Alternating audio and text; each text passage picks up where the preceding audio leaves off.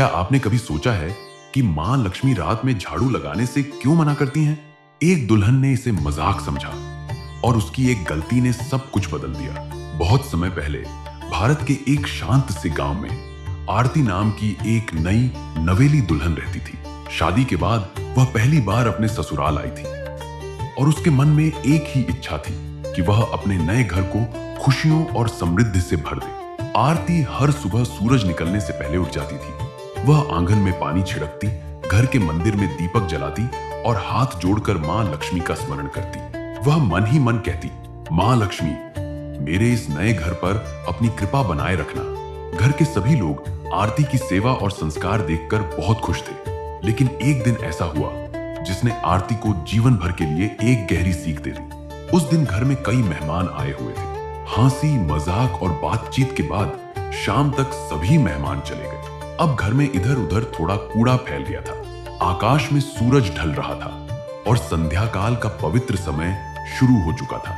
सनातन परंपरा में यह समय बहुत पवित्र माना जाता है। कहा जाता है कि इसी समय धन की देवी मां लक्ष्मी पृथ्वी पर भ्रमण करती हैं और जिन घरों में स्वच्छता, शांति और श्रद्धा होती है वहां प्रवेश करती हैं। लेकिन आरती को यह बात पूरी तरह पता नहीं थी। यही वह पल था जहां उससे एक ऐसी गलती होने वाली थी जो उसकी जिंदगी बदलने वाली थी। उसने सोचा, घर थोड़ा गंदा लग रहा है, अगर अभी झाड़ू लगा दूं तो सब साफ हो जाएगा। जैसे ही उसने झाड़ू उठाई, उसकी सास ने दूर से आवाज लगाई, बहू, अभी झाड़ू मत लगाओ, यह संध्या का समय है। इसी समय मां लक्ष्मी घर में प्रवेश करती हैं। लेकिन आरती को यह बस एक पुरानी मान्यता लगी। उसने सोचा, थोड़ी सी सफाई करने में क्या बुरा है, और उसने झाड़ू लगाना शुरू कर दिया। उसे पता भी नहीं चला कि झाड़ू लगाते समय उसके गले का सोने का मंगलसूत्र धीरे से टूटकर कूड़े में गिर गया। आरती ने पूरे घर का कूड़ा इकट्ठा किया और उसे बाहर जाकर फेंक दिया। कुछ देर बाद जब वह कमरे में आई और आईने के सामने खड़ी हुई तो अचानक उसकी नजर अपने गले पर पड़ी। उसका मंगलसूत्र गायब था। आरती घबरा गई। उसने पूरे घर में ढूंढा, आंगन में, रसोई में, कमरे में, हर जगह, लेकिन मंगलसूत्र कहीं नहीं मिला। तभी उसकी सास ने धीरे से कहा, बहू, शायद वह कूड़े में चला गया होगा।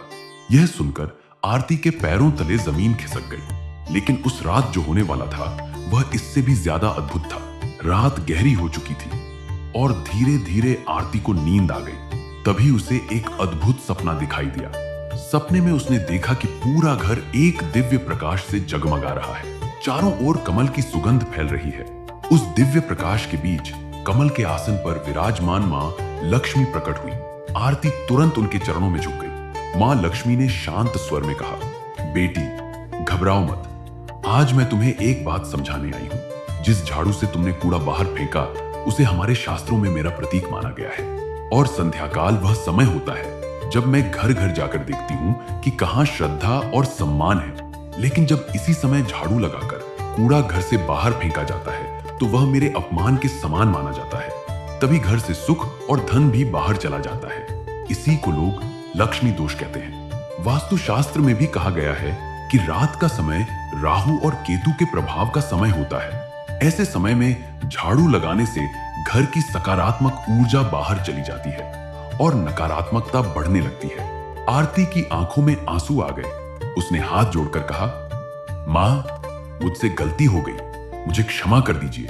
मां लक्ष्मी मुस्कुराई और बोली, गलती से सीख लेने वाला ही सच्चा भक्त होता है। इतना कहकर वह दिव्य प्रकाश धीरे धीरे विलीन हो गया। आरती की नींद खुल गई। सुबह होते ही उसने मंदिर में दीपक जलाया और मां लक्ष्मी से क्षमा मांगी।